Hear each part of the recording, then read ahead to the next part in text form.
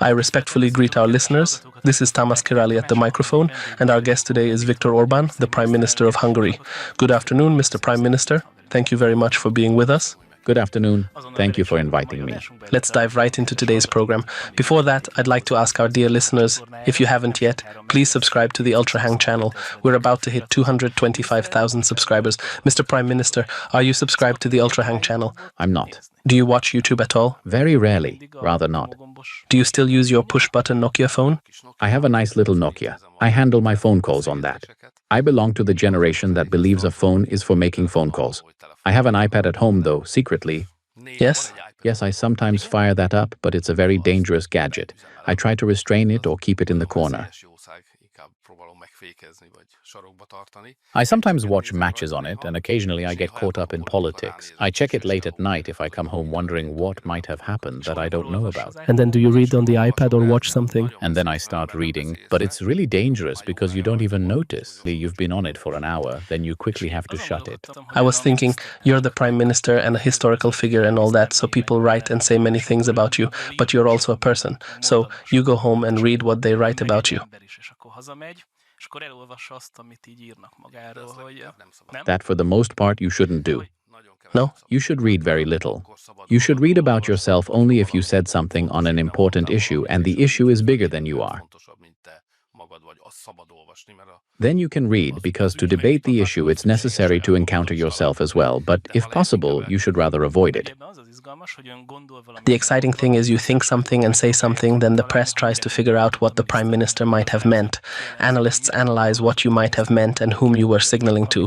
When that hits you in the face, how do you experience it as a person? Sometimes I think it would have been better if they had asked me. Then I'd have told them what I meant. No need to guess, because a lot of nonsense spins out of that. To be fair, it used to be very hard to ask the Prime Minister questions, and now I see that in just the past 2 weeks you've appeared on several podcasts. What changed, or what's the reason? It's not hard to ask me questions. First, there are a couple of conditions for a conversation to happen. The first is that there should be a chance for a meaningful discussion. I won't sit in a studio just to poke and jab each other. If we can talk sensibly about important things, I'm at everyone's disposal.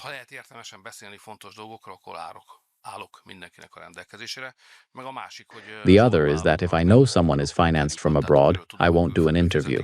I like to talk with the person sitting opposite me, as with you, not with the money bag sitting behind them. I don't want to talk to them. Well, I also get money from abroad because, Google pays Ultrahang via YouTube ad revenue. That's performance-based pay. Yes, absolutely, paid by views. There's pay as a mercenary, and there's performance-based pay. What you get isn't mercenary pay. Some of your colleagues are kept on mercenary pay. But can a mercenary only ask stupid questions? No, there are smart mercenaries too. Those are the most dangerous. If only they were dumb, everyone would see what's going on. But there are cunning, capable, talented, and smart ones. That's dangerous. Do you know the word meme? Of course. I have 5 kids after all. Sometimes politicians become memes. How much do you worry about becoming a meme?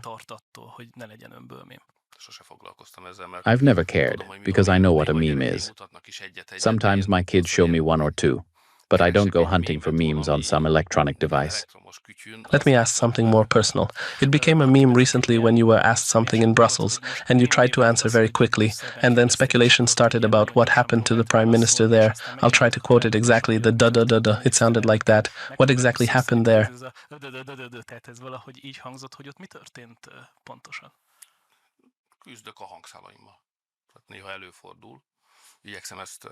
I'm struggling with my vocal cords. It happens sometimes. I try to keep that to myself. It's nobody's business. But I think they're worn out. So sometimes they tense up. And I have to wait a bit before I can get going. When there are many people and a lot of publicity, it's hard to hide.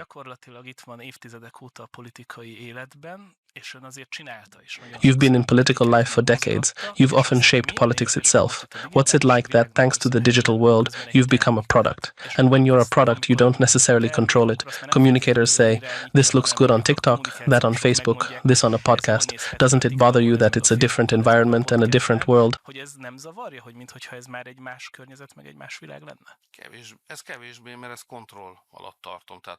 That bothers me less because I keep it under control. It varies very rarely happens on my own platforms that something goes against what I want. I can keep things under some control there. There's a part of the world I can't control. There are probably technical terms I don't know, fake Orbáns or whatever. Those live independent lives from me. I'm surprised to hear someone saw something where I never was, never said it, had nothing to do with it. And when I look into it, it turns out it's a fake profile or something. That bothers me more, but I can't assess its impact, so I don't know how harmful it is. Therefore, it doesn't make me nervous. De ennek meg nem tudom fölmérni a hatását, ezért nem tudom, hogy igazából ennek mekkora a kártétele. Következésképpen nem idegesít. Menjünk bele, ugye az Ultrahang elsősorban külpolitikai csatorna, úgyhogy itt... Let's move into foreign policy. Ultrahang is primarily a foreign policy channel, so first I'll ask foreign policy questions. The Russian-Ukrainian war has been going on for over 3 years. Previously, you said we should wait for President Trump to take office and then the war would end very quickly. Yet we seem to be seeing something else. How are you experiencing these days regarding the war? Ehhez képest, minthogyha mást látnánk, hogy éli meg ezeket a napokat orosz-ukrán háború szempontjából? Azért örüljünk annak, hogy Trump elnök úr lépett hivatalba Amerikába.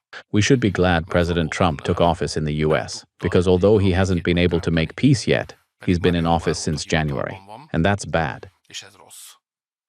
De ha arra gondolunk, hogy mondjuk Biden maradt volna, vagy a helyére lépett volna... But if we think about Biden remaining, or Ms. Harris replacing him, I think we'd be in a world war. The fact that we aren't is good. We have reason to thank the Americans and the American president. Whatever one may think about him, one thing is certain. He's a man of peace. In his heart, perhaps because he's Christian, perhaps because he's a businessman, hard to know, he thinks war is a bad, senseless thing, and matters should be handled peacefully. Pontosan kinyomozni, de azt gondolja, háború egy rossz dolog. Értelmetlen rossz dolog, és az ügyeket... Of course, in America's favor, he thinks, but that's perhaps secondary. In his soul and disposition, he's a man of peace. I maintain that, and only he has a chance to help bring about a Russian-Ukrainian peace. Hogy közreműködjön egy orosz-ukrán békében. Egyébként azt, hogy látja, ugye Donald Trump beszélt arról, hogy most például... Trump said he's helping Ukraine partly because while he was on the phone with Vladimir Putin, he got home and his wife, Melania Trump, told him Putin had bombed another Ukrainian city. There are personal layers. Like you said, Trump wants to strengthen peace.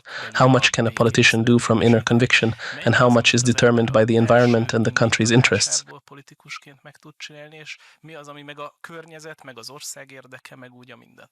Hát nehéz kérdés ez, hogy egy döntésben milyen kombináció. It's hard to say how decisions are composed, because neither the person nor the issue can be zero in a decision. Some mixture is formed. Politics is still the world of reason, the world of common sense, thinking things through, reckoning with consequences, responsibility, results. Most decisions have to be rational. At the same time, there are dilemmas where reason doesn't help, but the heart decides, and that's where you, the person, also matters.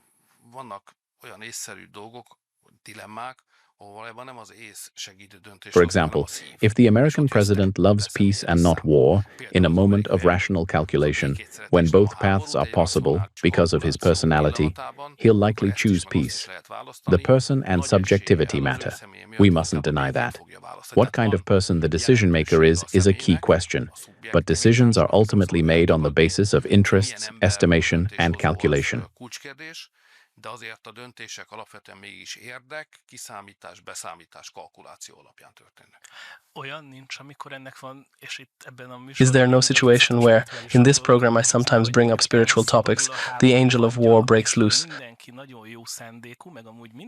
Since everyone is well-intentioned and even acting logically in their interests, yet the result is chaos and people die. Everyone says they want to end the conflict in words, yet escalation grows.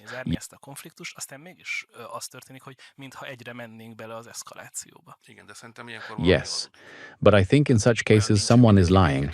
It can't be that everyone wants peace and there is no peace. What happens is, everyone says peace. Some don't want peace. Thus, the war remains. I think that's where we are now. The Europeans and the Ukrainians obviously want the war to continue, whatever they say. Why? Maybe it's worth addressing. The US president, I believe, truly wants peace. azt biztosan tudhatjuk, hogy ők a kijelölt területi határokat The Russians, we know least what they want. We can be sure they want to reach the designated territorial lines and prevent Ukraine from becoming a NATO member or a NATO arms depot, if necessary, at the price of war. I think that defines Russia's position. So, some want peace. Some have goals to be achieved even at the price of war, and some want war. Van, akinek akár háború árán is elérendő céljai vannak, és vannak, akik pedig háborút akarnak. És én ebben nem látom, hogy hol lehet egyébként I kompromisszum. don't see where a compromise could be. The goals are entirely different, and at some point someone should say, this didn't work, or that didn't work, and no one seems willing to say that. Mintha nem akarná senki kimondani. If you want to devote the whole show to it, we can drill down into an analysis of the Russo-Ukrainian war. If not, I'll make a summary remark. My view is that until the Russian and American presidents sit down and a Russian-American agreement is reached, where the Russia-Ukraine war is important but not the only item, fontos, de nem egyetlen tétele az orosz-ukrán háború, hanem más tételek is szerepelnek benne. Energiaárak kérdése. Other items include energy prices, access to Russian markets, economic sanctions, Russia's access to US markets, technology, arms control, until that larger package, that bigger deal, is concluded through personal talks between the Russian and American presidents, the war won't end. Nem jön létre, addig nem lesz vége a háborúnak. Ez az én That's my opinion based on analysis and intuition. És ebben például ön nem tud segíteni, ugye szokták mondani ez a... Can't you help the situation? People say Hungary is a small country, but you seem to have relations with both the American and Russian presidents, and not bad ones. My stance is easy to represent because I'm a Christian. Peace is always better than war. That's a law for me, and we must strive for peace.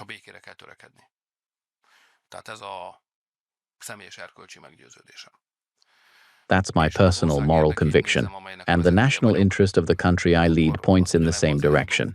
Hungary's interest is peace, so that Hungary must remain on the side of peace is unquestionable for me. Two tasks follow. First, don't let them push us into the war. The EU would like nothing more than to push us in. Zelensky wants to drag us in. Hungary is a dangerous example. It shows Europe that you can take a stand against war, stand for peace, and if you're strong enough, you can stay out of the war. Send no people, no weapons, nothing. Hungary is the antithesis of what Europe is doing today, talking peace while being interested in maintaining war. The second task is, where you can, exert influence for peace. I regularly use all my contacts toward both the Russian and American presidents to present arguments and viewpoints for peace when they honor me by being curious about our opinion, the Hungarian opinion. Amikor megtisztelnek azzal, hogy kíváncsiak a véleményünkre, kíváncsiak a magyarok véleményére. Az, hogy Magyarország már a kezdetektől ezt az álláspontot képviselt, hogy... Was Hungary's stance from the beginning, stay out, be more critical of Ukraine than Western Europe? volna Magyarország az ukránokkal ahhoz képest, amit mondjuk a nyugat. Because you knew from the start Ukraine couldn't win? Or why such consistency from the outset? Some say it's because Hungary is a kind of vassal of Russia and had to say this. Rögtön az elejétől ilyen konzekvens volt. Ugye vannak, akik azt mondják, hogy hát azért, mert Magyarország Oroszországnak egyfajta ilyen hűbéres, és ezt kellett mondani. Jó, de hát Well, primitive opinions cannot be banished from meaningful conversations either. So some say that about us, but it is too basic, a substandard approach.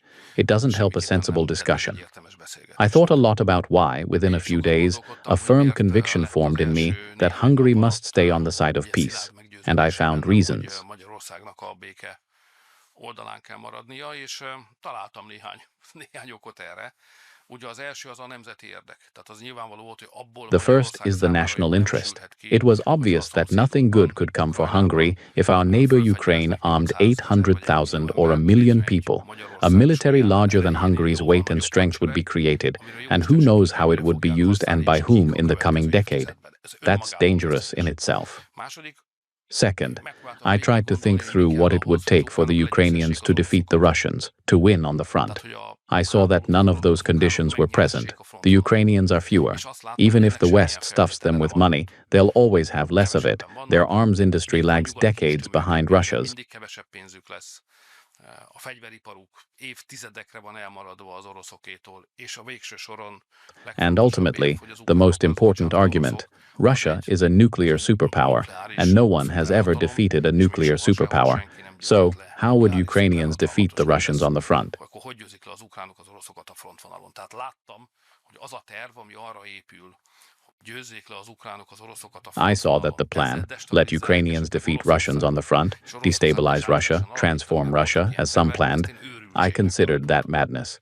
That was the first reason. The second, if we ask what historical time we're living in, it's not the time of the Russia-Ukraine war. But the problem of Christian and Muslim, Islamic civilizations living side by side. That's a bigger problem then? Yes, I think it's another dimension, a more important problem. To be clear, what is the point of hundreds of thousands of Christian white Europeans dying against each other on the Russian-Ukrainian front line, while on the other side of the continent, we are letting in millions of people from cultures that are alien to ours, from the Islamic world?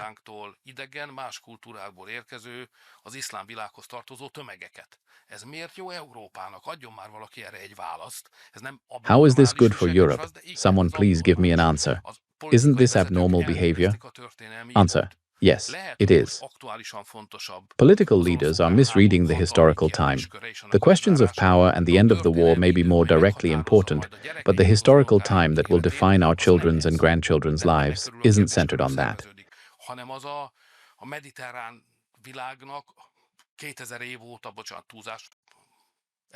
It's the Mediterranean world's 1,400-year-old question. Will the civilization that grew from the Mediterranean develop in a Christian or Islamic direction? This issue lay dormant for a long time. Now it has reopened. Processes are unfolding that will decide our children's and grandchildren's world. That must be put first. That's the Hungarian approach.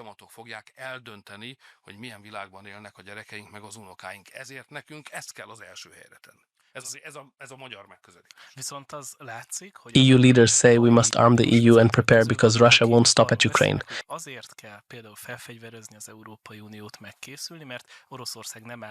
It could attack a NATO member or other European country. Do you see any danger? And do those who say this truly worry?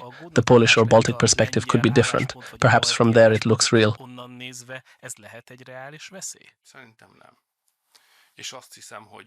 I don't think so, and I don't think they're telling the truth. I'll return to this. Answering whether Russia will stop isn't that hard, if you respect the facts.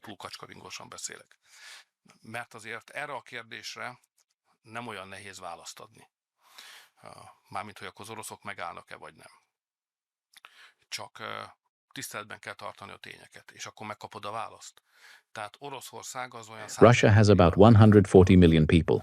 The EU is 400 million. If I add the Brits, 460 million, and I haven't even counted the Americans.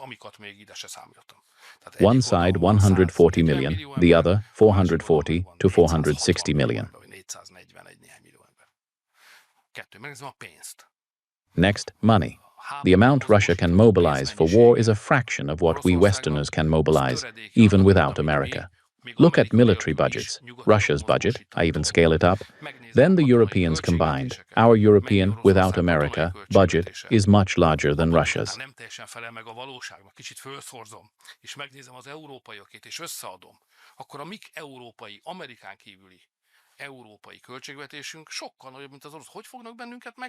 How are they going to beat us? I don't see any rational argument for Russia attempting a war against Western Europe that it cannot win and can only lose.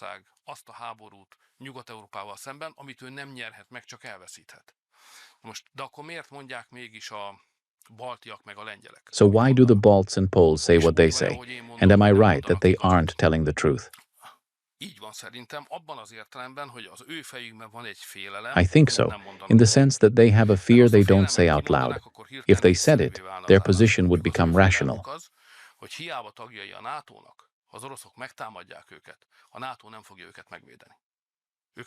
Their fear is that even though they are NATO members, if Russia attacks them, NATO won't defend them. That's what they fear. Then it's understandable why they want to beat Russia now and settle it.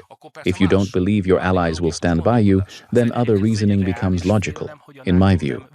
Is it a realistic fear that NATO won't or can't defend its members? What's the problem here? I should immediately respond that it's nonsense. There's an agreement, a treaty.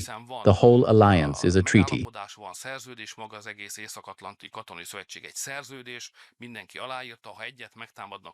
Everyone signed it. If one of us is attacked, the others consider it as if they were attacked and must defend. There are clauses. What's the issue? It hasn't been tested. True, there are treaties, but untested. And there are historical memories, especially up there among the Balts. They had agreements, not with NATO, it didn't exist, with Western countries before World War II that they would be defended. And when the Germans and then the Russians attacked them, they weren't defended.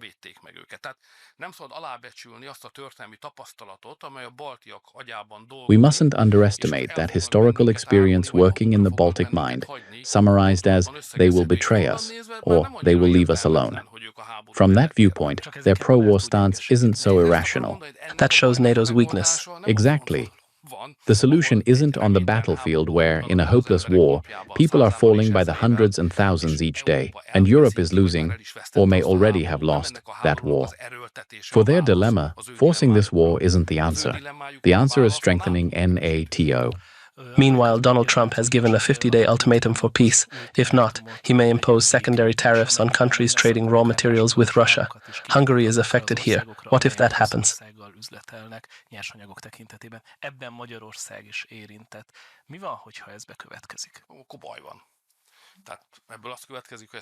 Then we have a problem, which means we must avoid it. We must do everything to achieve an agreement within 50 days between the Russians and Americans. I have no hope for a Russia-Ukraine deal. All my hope is for a Russia-US deal. But these negotiations are taking place. What is clear is that, aside from the Russia-Ukraine war, the Russian and American delegations are having rather cordial conversations about the Middle East, about business matters. Yet here it seemed as if Trump's clear ultimatum was that peace had to be established within 50 days. And the question, of course, is whether Russian imperial pride will allow the American empire to dictate what should happen.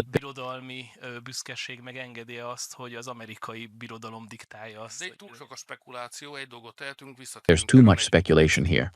We can do one thing. Return to this on day 49.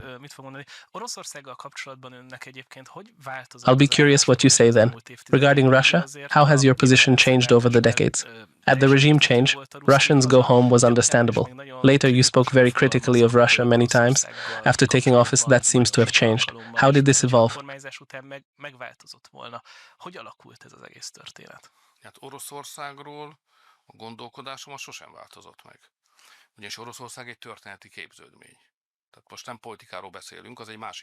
My thinking about Russia never changed. Russia is a historical formation. This isn't politics. That's different. Attitudes toward Russia can change tactically. There's room to maneuver. But what we think about Russia hasn't changed much for me. Perhaps my knowledge has broadened. Back in the 80s, at the time of the free universities, I learned about Russia from Miklos Szabó, an excellent historian of the Alliance of Free Democrats, and also from Laszlo Kéré. Meg még, ha bár most már nem szívesen emlékszik rá nyilván, de még Kéri Lászlótól is tanultam arról, hogy mi Oroszország lényege. Én még ismertem azt a vitát, ami arról szólt, What Russia is, its essence. I knew the debate. Is communism an ideology the Russians serve, or is the Russian national interest best served through communism? Such debates existed in the 70s to 80s in Hungary to understand Russia and strip off ideology. That Russia is a military nation, that it owns, who knows how much, maybe a sixth of the world, huge territory, controls 140 million people, the difficulties it causes, how much appetite it generates outside Russia to grab those territories. És hogy ez milyen nehézségeket okoz, és mennyi étvágyat gerjeszt Oroszországon kívül, hogy megszerezzék ezeket a területeket. Ezeket mi mind még az egyetemi éveinkből származó... We learned all that from books, lectures, and discourse in our student years. No change there. It's a historical formation. Policy toward Russia is different. If you ask when the strategy toward Russia changed in Hungarian politics, or in my thinking, I can pinpoint it. I thought Hungary must join NATO quickly because Russia was weak. If it strengthens, it won't allow it. NATO and the Western alliance could only move eastward as long as the Russians didn't feel strong enough to stop it. Mert Oroszország gyenge. Ha megerősödik, ezt nem fogja hagyni. Tehát a NATO-nak és a nyugati szövetségi rendszernek keleti irányba haladnia csak addig lehet, amíg az oroszok úgy nem érzik, hogy már elég erősek ahhoz, hogy ezt megállítsák. As we see now in Ukraine. That's why I always urged Hungary's NATO membership. I didn't even exclude Ukraine's NATO membership until 2008 at the Bucharest summit, when it was on the table. The Americans supported it, I recall. The Germans had a dubious role and finally said no. I said, that's the end. És én akkor azt mondtam, hogy ezzel vége van. Tehát 2008-ban Oroszország In 2008, Russia was still weak enough to risk Ukraine's and Georgia's NATO membership. The West couldn't manage it. Since it couldn't, and Russia has been strengthening ever since, it became obvious to me it's over. Russia won't allow, and will have the strength not to allow, NATO to move closer to its borders. History confirmed it. És már lesz is abban az erőben, hogy ne engedje meg, hogy a NATO közelebb menjen az ő határaihoz. Months later, a war broke out with Georgia. Unclear who attacked whom. Back then you spoke very harshly of Russian aggression. Of course. And condemned what happened in Georgia. Because its meaning was that Russians proved they would prevent the West from coming closer. They would stop it at any price. We speak of aggression now too, don't we? In international law, what's happening is Russian aggression against Ukraine. International law leaves little room for interpretation. It's clear. The question isn't that. The question is why the Russians undertook a clear violation of international law, or what their interpretation is that this isn't a violation, but something else. Understanding that matters. But it doesn't change the legal fact. Ukraine is a country that Russia attacked.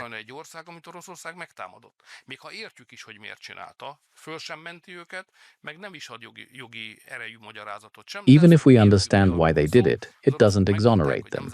It gives no legally valid explanation.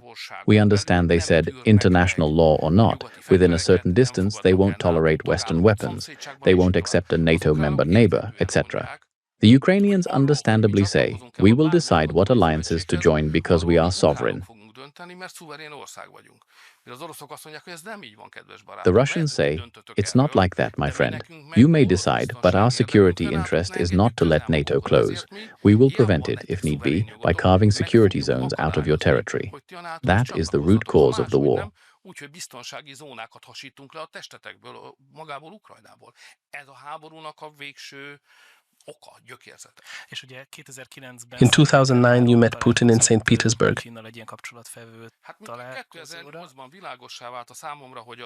After it became clear in 2008 that NATO's eastward expansion had ended, Russia stayed on its feet. Putin re-strengthened Russia. We must reckon with Russia long term. It managed to block NATO expansion. I'd seen Putin up close in 1999 to 2000 when I was Prime Minister. He started pushing out foreign investors who had laid hands on strategic Russian assets.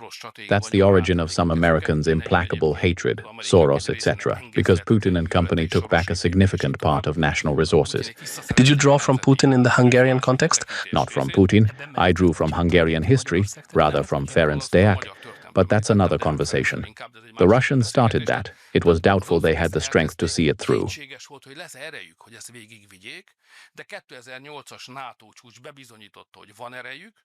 But the 2008 NATO summit proved that they did have the strength. They were able to prevent Ukraine or Georgia from becoming members of NATO. And from that point on, Russia once again had to be regarded as a lasting, long-term, powerful, indeed, increasingly powerful factor in world politics. This is the reality, and this is what the Hungarian government has to start from. Or so I thought. And since I believed we would win in 2010, I went to St. Petersburg in 2009. And on another occasion, I also traveled to Beijing. though that is not what we are talking about now. But all this happened before the elections. You met Xi Jinping? Yes, then still vice president, and I clarified Hungary's relations with Russia and China and made proposals for cooperation after 2010. I concluded agreements that I've been implementing since 2010. You're sometimes accused of political turnarounds from liberal to Christian Democrat, etc. Is that due to changes in the world? Van így. Most itt ebben a kérdésben is azért látszik, hogy Mielőtt túl absztraktá válik, ez el fog bennünket vinni ebbe az irányba az önkérdés. Before it gets too abstract, let's look at a concrete case. Tehát 2009-ben, amikor leültem Szentpéterváron az orosz elnökkel, hogy tisztázzuk, hogy In 2009, when I sat in St. Petersburg with the Russian president to clarify how to shape Russian-Hungarian relations if we win in 2010, we agreed, my proposal, that we set aside historical disputes. Let historians and academics argue about those. Our day-to-day cooperation shouldn't be burdened by them. That doesn't mean forgiving 56 or... Set aside doesn't mean I accept your position. It means to set it aside. Everyone thinks what they want, but whatever we think shouldn't play a role in everyday, rational political and economic cooperation. I clarified these things with them. In that sense, we no longer talk about 56 or World War II, etc. When we talk and make policy, we push those topics back because our agreement with the Russians is that neither they nor we talk in ways that burden cooperation. The president has kept that since. We have too. We opened the way to economic rationality and logically built Russian-Hungarian economic cooperation up to the war and sanctions era. It was good for them, but more importantly, very good for us, not only in energy, but elsewhere as well. That's how it unfolded. Nem csak az energiaszektorban, hanem más területeken is. Hát ez így alakult. Most ha visszatérünk Returning to your question, how the world and liberalism and Europe's great ideologies changed. I'll give a simple, even simplified answer. There was a big change around 1990. If we jumped back 100 years from 1990, we'd see a Europe where two intellectual currents debated how best to lead countries and make them free and happy. One called itself liberal, the other conservative. Arról, hogy hogyan kell jól vezetni és szabaddá, boldoggá tenni az országokat. Az egyik álláspont magát liberálisnak nevezte, a másik pedig konzervatívnak. Ez volt az alapszerkezete az európai politikának. That was the basic structure of European politics until Hitler appeared. After the Russians appeared, even before Hitler, totalitarian systems that denied the basic principles of democracy, such as the communist system in Lenin's Russia and later in Hitler's Germany, and these became significant European factors. The intellectual structure of European political debates suddenly changed, because conservatives and liberals, as forces believing in democracy, joined forces against the new totalitarian intellectual trends. If you had lived then, would you have been a liberal? I can't say. I didn't live then. But I would have started from the national interest and put Hungary's national interest first, far ahead of ideological questions, liberalism or conservatism, because the homeland's well-being is paramount. A coalition arose that dominated European intellectual life for about a century. Liberals and conservatives allied, totalitarians on the other side.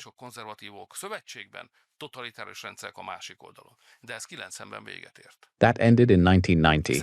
Totalitarian systems disappeared. First Hitler's, then the Soviets.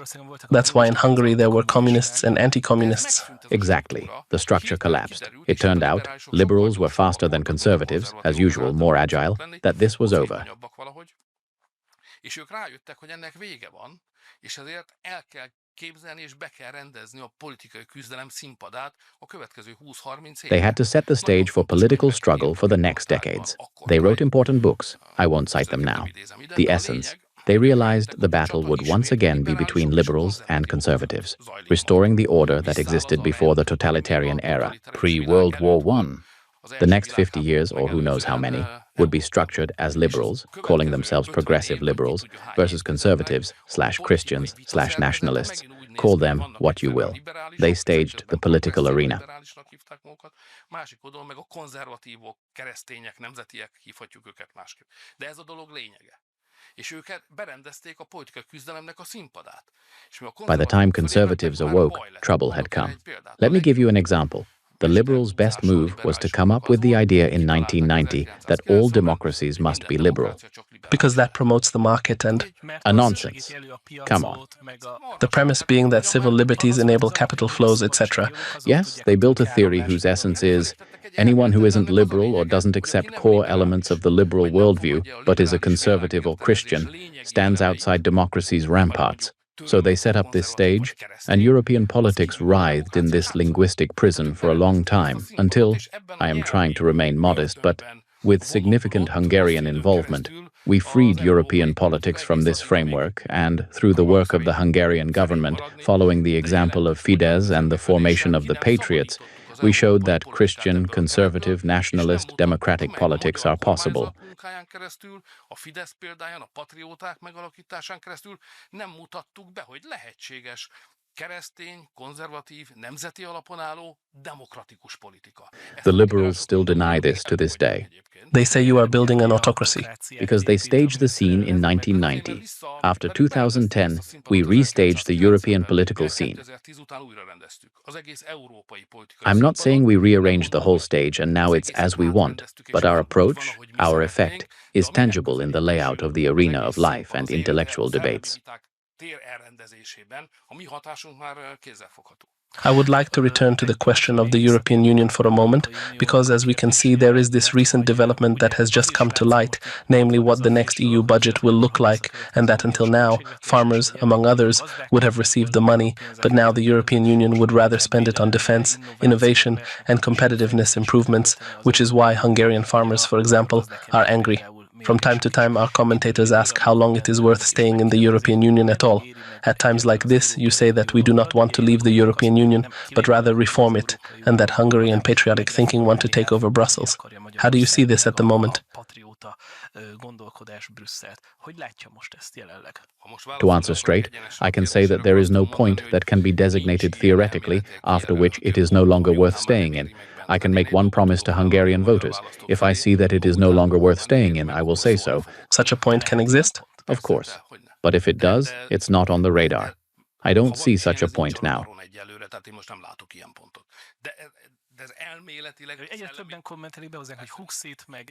More and more people are commenting to us saying, HUXIT, or why are we still in it? In intellectual terms, the point exists. The question is justified. But in a calm debate, I can say that for Hungary, it's still far more worthwhile to stay inside and fight for internal change than to leave. Since you brought up the budget, I want to highlight a broader context.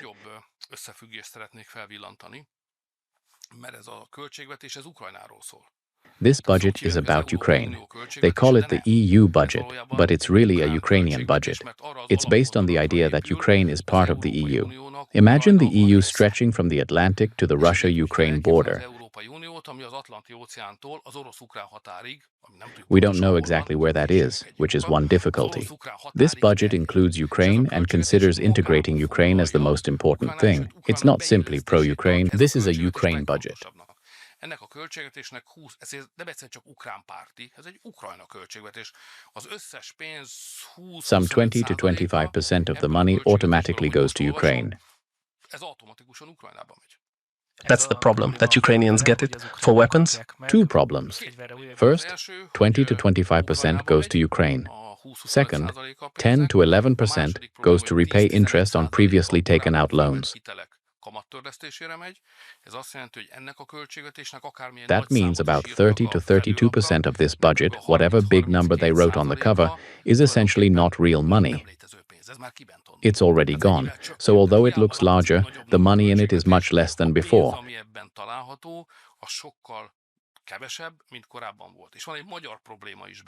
And there's a Hungarian problem. They left in blackmail tools. It's as if it were your money, hypothetically, but mechanisms and sanctions are in the budget, so they can take it from you anytime.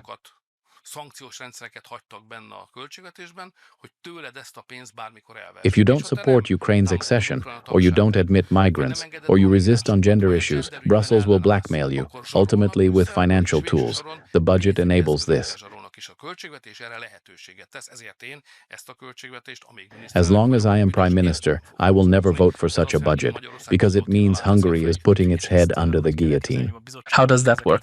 The Commission proposes this, then leaders go and say no way. How can you veto, change it and get a good budget? Hogy ezt vétózzák, megváltoztassák, és egy jó költségvetés jöjjön ki? Igen, ennek van egy rendje. There's a process. The Commission published its view.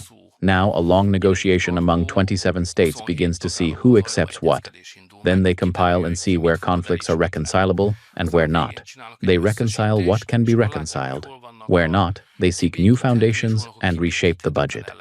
Kibékíthetőeket kibékítik, ott, ahol kibékíthetetlenül új alapokat keresnek, és akkor átalakítják a költségvetést. That's where we come in and say, remove what you call conditionality.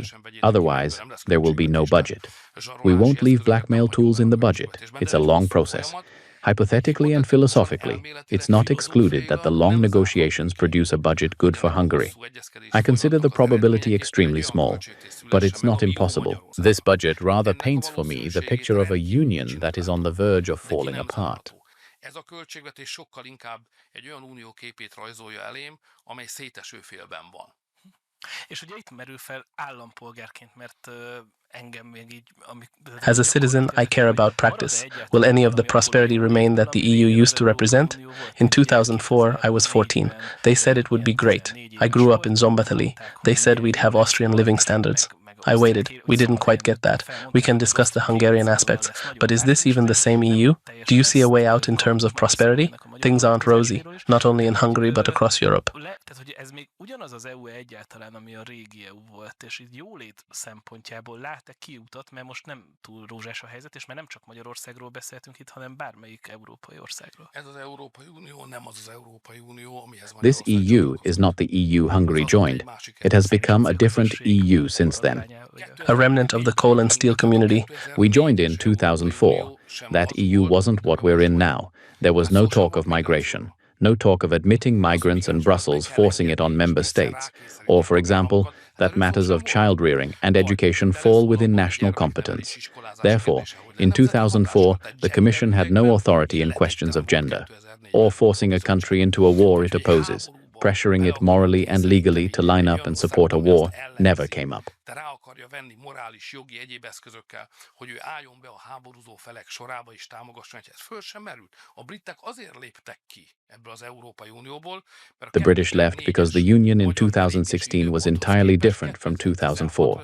It transformed into a political union. We joined an economic union, and now we're in a political union. És most egy politikai unióban vagyunk. A britek ezért léptek ki. Tehát ez az unió, ez nem az az The British left for that, so this union is not that union. Second, there's no chance of EU-wide prosperity. There won't be such a thing. It's evaporating, rusting away. It's over. Individual countries may still create prosperity as EU members. Hungary is among the candidates. We may succeed. Many countries won't. Magyarország a jelöltek között van, nekünk ez sikerülhet, és számos országnak nem fog sikerülnie. Akkor talán itt térnék rá magyar kérdésekre. Let's turn to Hungarian issues, but in a broader context. Once, at an event organized by the Chamber of Commerce and Industry, you spoke about how, around 2030, there will be all sorts of realignments in the world, which I don't have time to discuss now. But from America to the European Union, many things will happen by that time around 2030, which will test every nation, and a serious stress may come, much greater than this current pandemic. Of course, this was still during the time of COVID. What did you mean? Jöhet, ugye ez még a Covid idején volt. Mire gondolt itt? Sok mindenre. Many things. Since then, conspiracy theories and everything else have tried to... But it's happening, isn't it? If we calmly reread it, though I don't recommend it, it's unpolished and complex. That's what's happening. First, a transatlantic rift. Europe goes in a progressive liberal direction, Americans in a national conservative direction. That appears in geopolitics too. Europe is pro-war, Americans are pro-peace. There's a rift in the transatlantic community. I don't see it narrowing. I see it growing, with far-reaching consequences. Eleve van egy hasadás a transatlanti közösségen belül, és nem látom, hogy ez ez a hasadékes szűkülne, ennek inkább a növekedését látom, és ennek nagyon messzeható következménye. Allow me a parenthetical question here. We can see that, for example, in China and Russia, there is stable, predictable leadership, since after all, there are either no elections or things work differently. In America, however, there are elections every 4 years, and a Trump world is completely different from a Biden world. To what extent does this make the situation even more unstable? Very unstable. But though no one sees the future, I'd place serious odds that conservative governance won't end with President Trump. He has a highly respected vice president. If Republicans govern well and savor power, why wouldn't they? And why wouldn't they govern well? A conservative can win the next election. És megérzik a hatalom és a kormányzás ízét, és miért ne éreznék meg, és miért ne kormányoznának jól, akkor Amerikában meg tudja nyerni a következő elnökjelölt, aki vagy az alelnök lesz, vagy nem, de egy biztos jelölt már van, aki egy nagy minőséget képvisel az alelnök, tehát egy konzervatív nyerheti meg a következő választást, és neki akkor nem 4 év van, hanem 8. Then it's not 4 years, but 8. I do not consider it inconceivable that, while America may never achieve the kind of stability found in non-democratic countries, a 12-year conservative national period could nevertheless follow. This is something I also factor into the Hungarian strategy.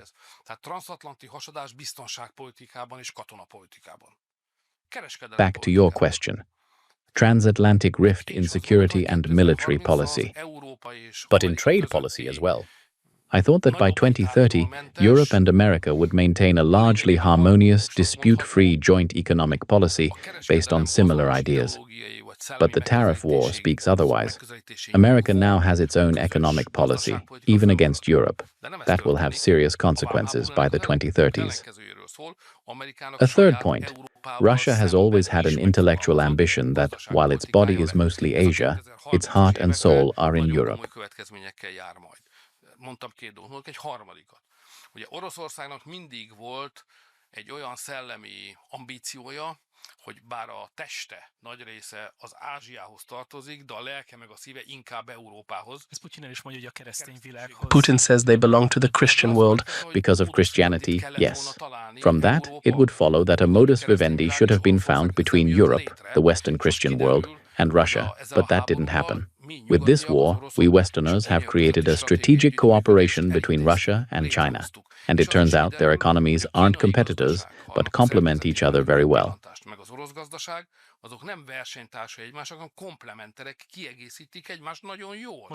At the Shanghai Economic Forum, they spoke about this. This process is underway. So by 2030, the world will look very different from when I said those lines. We face great trials because change is always a trial. We must maneuver calmly, wisely, using all our experience.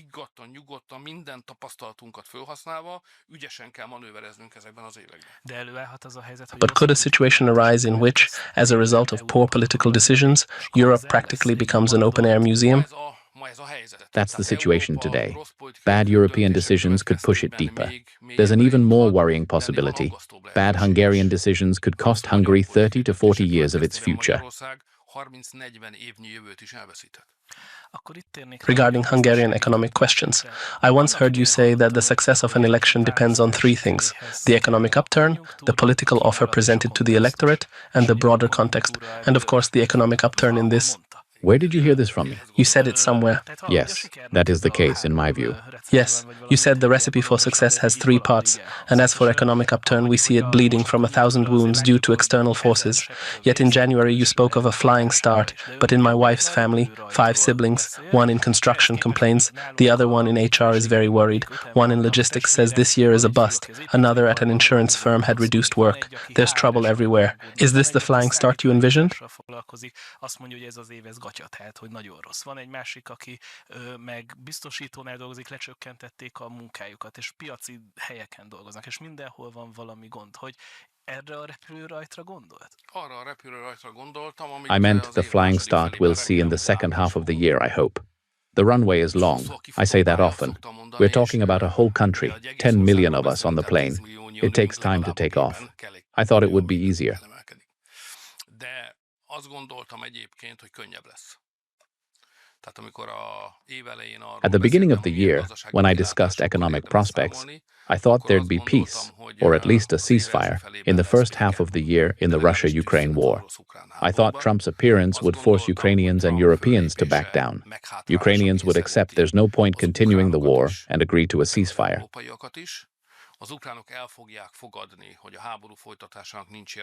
Europeans would accept that without America, it's impossible to bring Ukraine to victory, so the war must stop. If that happened, the sky over this foggy, murky, sticky, bad mood wartime Europe would begin to clear and economies would start.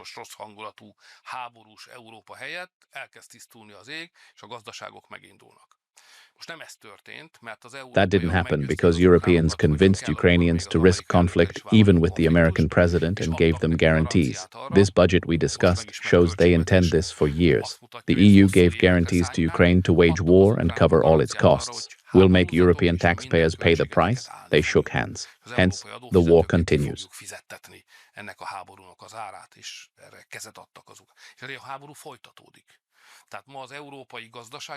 Today, the environment, mood, and opportunities of European and Hungarian economies are determined by the fact that the war continues. Therefore, for Hungary to make a flying start, we can only be interested in a ceasefire and peace. Otherwise, the plane can't take off. So, does this mean that as long as there is no ceasefire and no peace, the economic environment will in fact remain difficult? So, what should one do in such a situation? That is a very important question.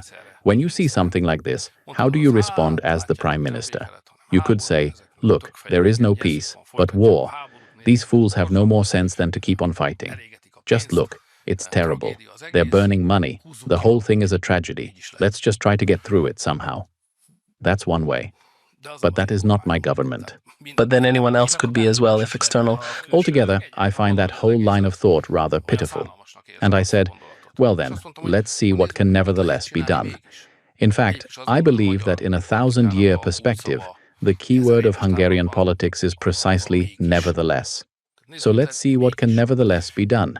And that is exactly what I am doing, what we are doing, since under the banner of nevertheless, we did not focus on improving macroeconomic indicators, but instead launched very concrete targeted programs. So, for instance, if in your family there is a small business owner, I suggest you go online right away and look up the Sándor Demjan program, because there we offer 4 or 5 opportunities for small and medium-sized enterprises, so that regardless of the fact that we are living through war and sanctions, they still have options available. Take part, set out, the field is yours. But Mr. Prime Minister, do these few million forints actually help small businesses enough so that, let's say, they can survive and operate in the long term? I myself count as such a small business owner, and there are so many struggles in the meantime, so many taxes, this burden, that burden. If someone is an entrepreneur, they must be a fighter. If you're not a fighter, don't be an entrepreneur. Be an employee, because entrepreneurship by itself demands a personality. That's why we respect entrepreneurs. But what I hear is that it is precisely the small and medium-sized business sector that is very dissatisfied now. Those who used to be Fidesz supporters seem to be more critical these days. That's why we launched the Demjan Sándor program, despite difficult circumstances. Still, we launched it. For example, there's a program where if you invest 1 forint, the government adds another. Where else will you get such an offer?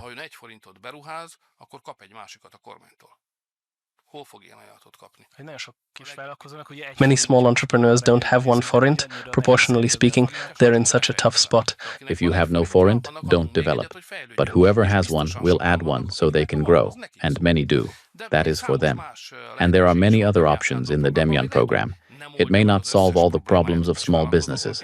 I just want to say we think of them and try to create opportunities to stay afloat and develop even when the overall European environment is unfavorable. That's visible in investment data across Europe. Or take young people, always the losers in tough times because they lack a starting base. We offer them a fixed 3% first home loan from September 1st. Go online, check it out, the field is open, try. Tehát most ajánljuk nekik éppen azt, hogy egy 3%-os fix kamatozású első otthonteremtési lehetőség kinyílik a számukra szeptember 1-től, menjenek föl, nézzék, tájékozódjanak, ki van nyitva a pálya, próbálkozzanak. Tehát én Let me lobby for the youth. So, what I wanted to say is that I chose this path. Even if the macroeconomic figures are not favorable, we launch targeted programs and work throughout the year. We don't just sit back and say, there is nothing to be done because the international constellation is unfavorable. Instead, we say, yes, but here are 3, 4, 5, 6 opportunities. We have developed them. Now give them a try. Then let me lobby for the young. There's CSOK Plus, and now this home creation loan. If someone has very little money but wants to buy a 100 million foreign property, which in Budapest isn't huge, currently CSOK Plus has an 80 million cap for first home purchase. Could that be raised to 100 million? Colleagues are working on it. Will they fix it? It would help. State Secretary Miklos Pányi's team is working on it. What we want to say to the young is, sure, renting isn't bad, but how much better if you put your rent toward paying off a cheap loan for your own place? Then the money doesn't go out, it goes into your own. At the end, you have a home. Fixed rate, accessible, predictable, manageable. These are the messages and offers I send to young people. Yes, you open the internet or TV and negative news pours out, but see that there are 1 or 2 opportunities. Kinyitják a internetet, tévét, negatív hírek jönnek mindenhonnan, de lássák meg, hogy van egy-két lehetőség, és azt próbálják megragadni. Try to grasp them. Don't sit and wait for better times. Grab the 2, 3, 4, 5 opportunities the government opens. From the outside, I feel there's the state and Fidesz and the state machinery and the businesses, big capitalists, oligarchs around them. Then there's us, the people, and there's a gap between the two.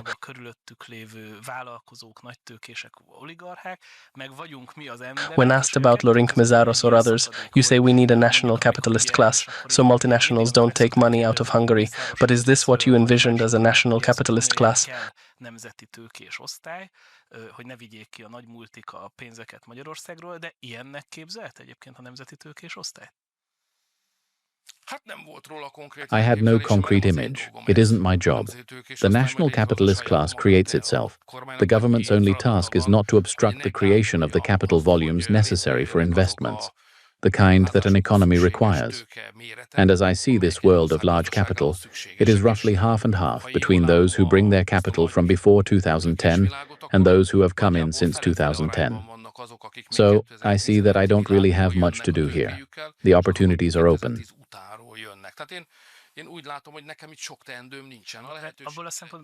Yet childhood friends and family members, many around you, got rich from state orders after you became Prime Minister. When you try to deflect such questions, people say you're running from responsibility, but those close to you became spectacularly rich, while those who don't know you perhaps had no chance to be in that position.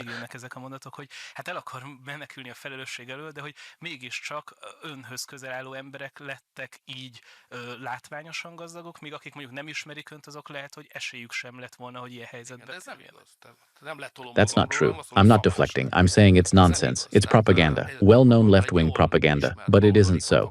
Recently, I talked with someone. I went through all my primary and secondary classmates. I don't see a single billionaire there.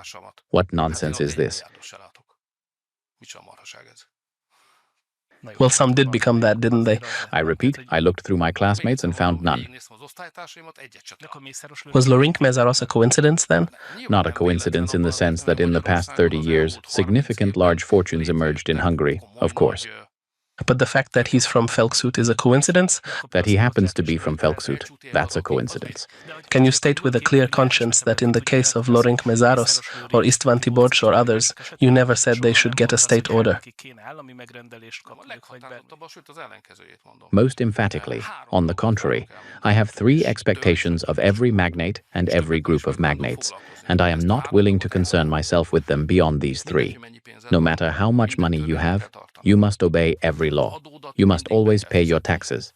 And if you have money, you must give work to other people. These are my 3 expectations. Otherwise, I do not deal with the rich, because my concern is not with them, but with the poor and the middle class.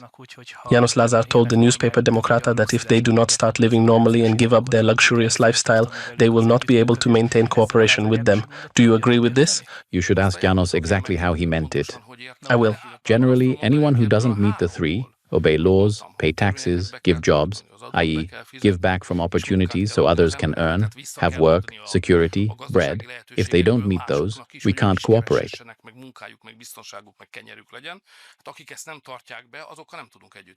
Azért kérdezem ezt, mert nagyon sokaknak az van, hogy tök szimpatikus. I ask because many like Fidesz and its long-term goals, but when they meet entrepreneurs close to you, a different attitude appears, and many turn away from Fidesz. Meg egy másfajta attitűd jelenik meg, és látom, hogy ezért vannak nagyon sokan, akik így elfordulnak a Fidesztől.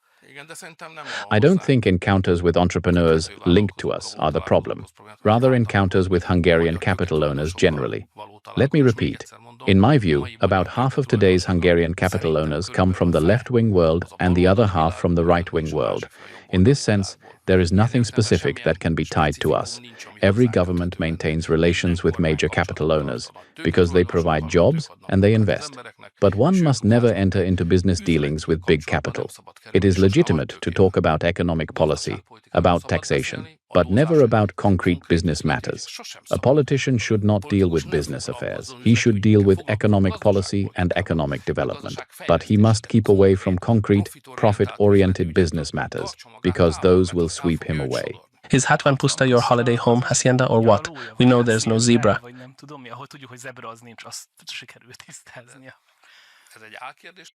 Is that a trick question, or do you really not know the answer? Seriously, everyone says it's in your family's name, but it's really yours, My father's. that you will move there. I don't wish my father's death, to be clear. First, he's 85, in good shape, working, and it's his. So you don't plan to move to Hatvanpuszta? I have my own house in HUXIT, about 6 kilometers from Hatvanpuszta, where I live. Tehát akkor Hatvanpuszta az nem az ön, tehát hogy semmi... Az édesapámé. So Hatvanpuszta isn't yours, nothing. It is a farm that my father created. It used to be a state farm. In my childhood, I even worked there as a student, which had decayed and fallen apart. My father bought it and turned it into a farm, and it is his. Now it has been put up for some kind of, I don't even know, auction. That it's brutally luxurious, Yes, but we're talking about a farm. which is really yours, just in your father's name. You'll inherit it, and then you can move in, and it'll be great and very luxurious. That's the narrative. Look, I'm 62. I have a house in Buda with my wife and a country house. What more would I need? What I also notice, for example, is that when it comes to clothing and such things, you don't seem to care much for luxury items and the like. Is that a role you play? I mean, wearing jeans and so on. Or if you were not prime minister, would it be the same? In other words, Gucci, the boss, and all that wouldn't suddenly appear? Everyone is who they are. Some refashion themselves to become prime minister or think the role carries expectations, but that's not me. I took this job in 1988 when Fidesz was founded. In 1990, I took it again when I became an MP. It became clear I wouldn't be a businessman. Money and profit aren't my priority. I must make a living, family, but I'm not driven by getting more money. Rather, I have a job that is centered on service.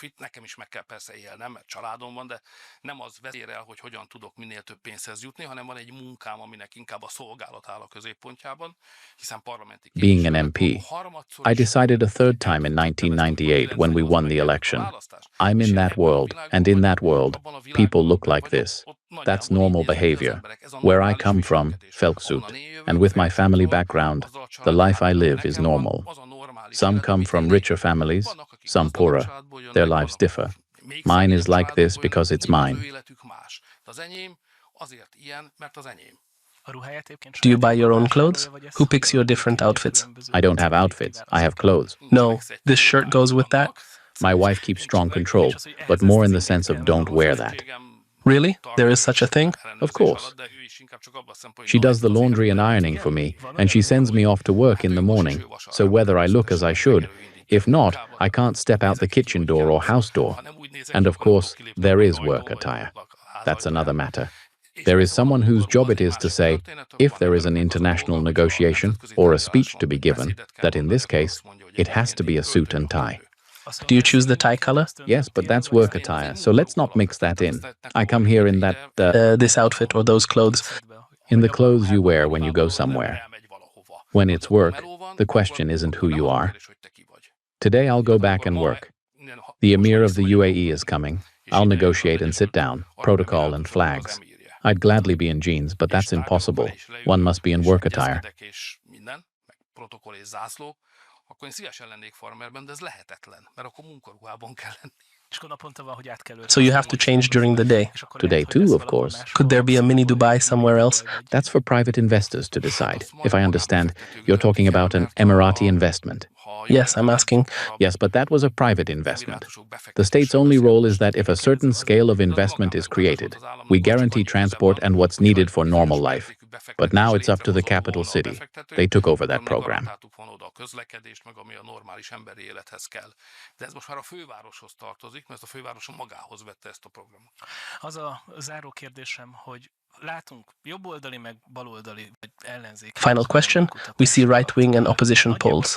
One common element among those that measure realistically is that Fidesz has many hidden reserves to mobilize, but many are now expecting the Tisza party and Péter Magyar to win. You've looked at polls for decades. Does Fidesz have a chance to win? It feels like for the first time it may not be so clear. Ön, aki már évtizedek óta néz ilyen közvéleménykutatásokat, hogy látja, hogy van esélye nyerni a Fidesznek? Mert egy kicsit most az az érzet, hogy most először, mintha ez nem lenne annyira egyértelmű. Fordítva. Van a kérdés, van esélye nyerni? The question is reversed. Does anyone else have a chance to win? That's the real question, since Fidesz is one of Europe's most successful, probably best organized and largest political communities. We enter every election as the one most likely to win. The real question is whether anyone else has a chance of winning. When would Fidesz have no chance? Perhaps it is better to put the question that way, if it did not deliver on what it had promised. So before every election, in 2022 as well, I had to stand before the people and tell them what we were committing ourselves to for the next 4 years. And now, 4 years later, I have to stand before them again and account for what we have accomplished. Are you satisfied? We're above 90%. I promised that even if Brussels stands on its head, and even if Trump doesn't win, and Democrats remain, which fortunately didn't happen, we wouldn't let them push Hungary into the war. And we have kept Hungary out of the war, and with this budget, we will keep it out, even in the shadow of it. Second, I promised we wouldn't go to ruin like many Western European countries because of migration. We won't admit migrants. Hungary will remain migrant-free. There's a migration pact they want to force on us, but we rejected it. This is something we also have to pay for. We have to pay. But is it still worth it? Is it still a better investment this way? Go to a Paris suburb, look around, and then answer that. See what daily life is like when a country becomes a migrant country, a country that once saw better days. Go there, look, and then it won't be a question who you'll vote for, I think. But I won't give tips. That's your business. We did the same on gender. We promised to protect children. We won't allow parents' rights to decide how to raise their children to be taken from them. We promised opportunities for young people. A big home creation program is starting. We promised pensioners that we would safeguard the purchasing power of pensions and even increase them. We did that. With modest but confident calm, I'll stand at the start of the 2026 campaign and say, what we pledged 4 years ago, we delivered. We're ready to continue these things and to do new, great things. So why should I start from the assumption that we are not the frontrunners in this election? Why wouldn't we be? És kész állunk arra, hogy folytassuk. Ezeket a dolgokat folytassuk, illetve új nagy dolgokat is megcsináljunk. Tehát miért kéne nekem abból kiindulnom, hogy ennek a választásnak nem mi vagyunk az esélyesei? Hát miért nem mi lennénk? The fact that the opposition always has 35 to 38 to 40% is natural, because we live in a democracy. Write this down. Last time, in 2022, we were at 52%, and the opposition at 38%. Let's talk about this again in 6 months. Last question. You're 62, compared to Trump, a young politician. Given alternation in power, do you ever envision a scenario in which you might once again become an opposition politician, or would you no longer do it then? Hát majd lesz belőlem, az nem kérdés, hogy lesz belőlem még ellenzéki politikus, mert I will become one, no question, because as human life lengthens, I'm 62, my father is 85, there's a good chance I'll go beyond that, 20-some years. Having decided not to enter business or academia, I remain in politics and public life. That's my profession. So as long as people elect me and my party nominates me, I will remain an MP. So you're not planning retirement? As an MP, like Peter Boros, who is nearing 100, that's how I imagine my future. There will be a moment when either people no longer support me enough, or I feel I've lost enthusiasm for the work, or new challenges come that I can't answer adequately. Then I step back a row. I'll still be an MP. They will listen. I do have experience. I imagine my life so that I remain in this civic political world until the end. De attól még képviselő az ember, meg fogják hallgatni, mégiscsak van tapasztalatom, tehát úgy képzelem az életemet, hogy életem végéig ebben a polgári politikai világban maradok. Nincs még kiégve? Aren't you burned out? You've been at this a long time. I calculated that if Fidesz wins again in my lifetime, you'll have been prime minister more than not. How beautiful. De hogy nincs kiégve? But no burnout? No such danger. What is burnout? The loss of intellectual excitement for your work, I suppose. Yes. But the content of my work changes constantly. So if I had to carve chair legs every day, I would burn out. But there has been a war for 3 years now. This new budget Brussels brought, which will ruin us unless we defend Hungary against it, is new. New things keep coming. There's no monotony or boredom, preconditions for burnout, neither intellectually nor in real decision-making. The question isn't burnout, but strength. How long will passion stay awake? It's not just that problems come and we must find answers. There's a passion to find those answers. For now, my passion for solving these crosswords, if I may say so, remains. Megtaláld ezekre a kérdésekre a válaszokat. És egyelőre ez még bennem ez a keresztrejtvényfejtési szenvedély. There are those football players who by instinct pull off some kind of move that makes you go wow, and then there are those who have learned it. Do you act on instinct? Because as people often say, Viktor Orbán is not proven right in the moment, but will be proven right later. And indeed many things have turned out that way. So do you just feel it, or is it something you have studied and know? One shouldn't talk about oneself. If a politician pays too much attention to himself, trouble follows. The press will do it for you. But not only in this way, in no sense at all. If a person suddenly notices that he spends too much time in front of the mirror in the morning, he should step away quickly, because that's a problem. And if he starts watching too many recordings of himself, that's a problem too. There has to be a bell that rings, because if you focus too much on yourself, you start to see the world, people, and even the cause you are supposed to serve through yourself. And then you won't be serving the cause will become your instrument. So from the very start of the day, one has to watch oneself. Self-control is one of the most important political qualities, because otherwise, if I may put it this way, you will get dizzy from power. That must be avoided. Don't spend too much time on yourself.